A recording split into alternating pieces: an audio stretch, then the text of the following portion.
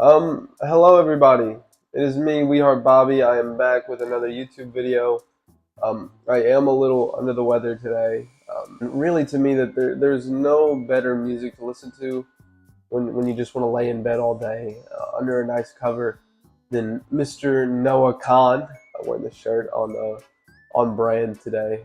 He recently just released his deluxe edition of his big hit album Stick Season, the Forever Edition.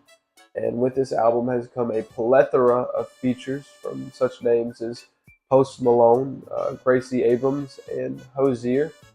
Um, I thought, what better of a way to spend today than ranking these features? Now, there's a few guidelines that I'm trying to rank these features on. The first thing is originality. Are they just repeating the same Noah Kahan verse, or are they bringing something new to the song, giving it a new perspective? Pun intended. I'm also ranking them on just ear feels, how it sounds. Is it pleasing to my ears? The third category, how much does this feature matter? Is this an iconic feature? Is this a big name that's really going to elevate the song? So those three categories, that's kind of what's weighing into this. And I'm not here to waste anybody's time. I'm here to rank all, I believe it's 8 Noah Kahan features from not the best, but still pretty good because it's still Noah Kahan, all the way up to the best. And let's go ahead and let's dive into this list. Here at the bottom is You're Gonna Go Far with Brandy Carlisle. Now, again, as I just stated, none of these songs are bad. I like all of them. This one just doesn't do it for me. I believe that she has a beautiful voice, and I really especially like kind of her and Noah Kahan on the chorus of this thing. It's just her solo verse. It feels like it was recorded in a different studio. It just has a completely different sound. It doesn't feel like it fits. And again, she just does the same verse that Noah Kahan does in the original, so she's not really bringing anything new as far as perspective goes. But I mean, again, her voice in this thing is beautiful, and it's still worth a listen, especially the chorus. I feel like it does add to the chorus. It's just, I do feel like there's a part lost on her solo verse just because it just doesn't fit to me. And again, I'm going to say this throughout the whole video. None of these are bad. It's just one of them had to come in last, and You're Gonna Go Far with Brandy Carlisle just so happened to fit that bill. Here in the 7th position is Everything Everywhere with Gracie Abrams.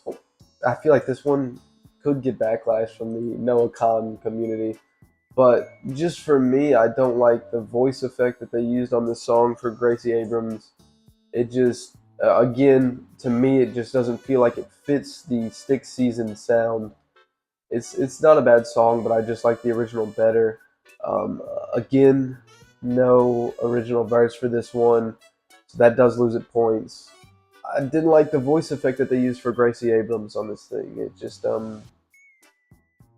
sounded really, I don't even know how to describe it. Just didn't. It sounded off to me. But that does it for that song. Again, not a bad song. But in the 6th spot is Paul Revere with Gregory Alan Isakov. I believe that's how you say it. I feel like the song worked fine. Nothing really to complain about. Again, no original verse for this one. It's just, to me, a little forgettable. Came at the tail end of all of these features that came on the album. Just, to me, was a little forgettable. Didn't do much for me. I didn't think it was bad.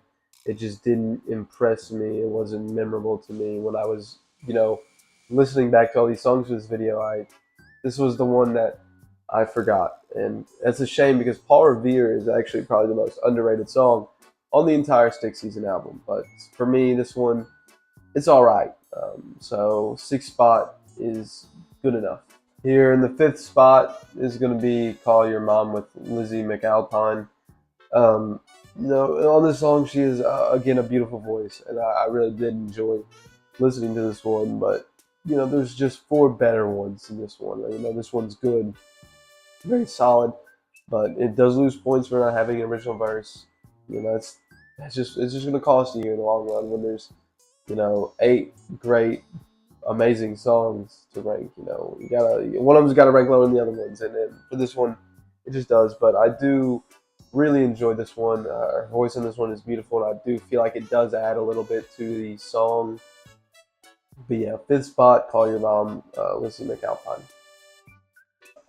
Here in the fourth spot is gonna be Dial Drunk with Post Malone. Now I feel like this one could be the most controversial out of all these rankings, but to me, um, the juxtaposition of Noah Kahan and Post Malone is a bit jarring. He does have an original verse on this thing, but out of all of these features, this one feels like the biggest like cash grab. Like, this was the big song off the album. I really didn't feel like it needed um, any sort of, a helping hand, if you will. And adding Post Malone, I feel like really, it didn't really add anything to the song for me. It just kind of made it a little bit more jarring when you hear Post Malone come on with the auto tune. He does have an original verse, and it is iconic, so that is going to lock in the fourth spot. But for me personally, it's just a bit jarring. Still good, again, but compared to the next three, it's just not going to cut it. Here in the three position is going to be Northern Attitude featuring Hosier. When I first listened to this one, I actually didn't like it, but the more I have listened to it, the more it has grown on me, and just the sheer, desire to see Noah Khan and Hosier on the same song, I feel like does carry this one a lot. As it doesn't have an original verse, but Hosier singing the second verse on Northern Attitude is, it is beautiful because Hosier's, goaded on the sticks and with the sauce. Listening to the song, it grew on me over time, but I just feel like there's two better through no fault of them because it is a great song. But and third is not bad, of course, especially on this list. Here in the two position is She Calls Me Back with Casey Musgrave. I really did enjoy this song.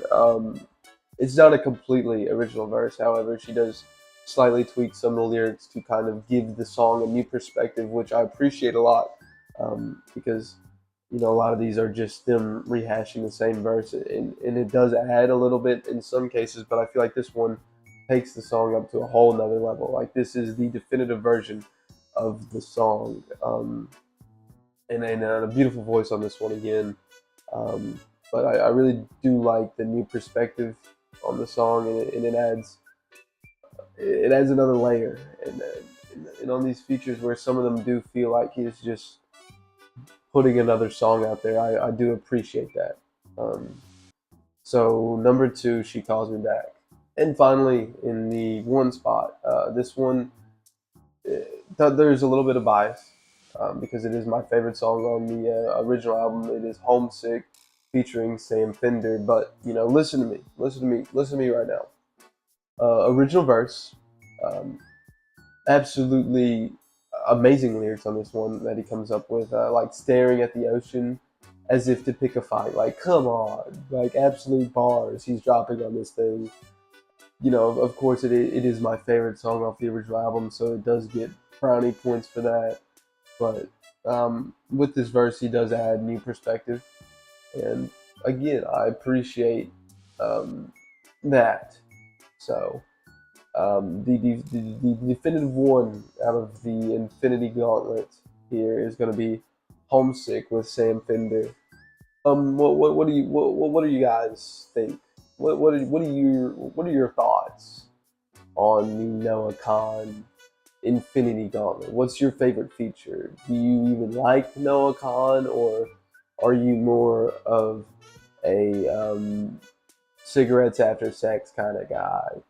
Because if you are, you're lame.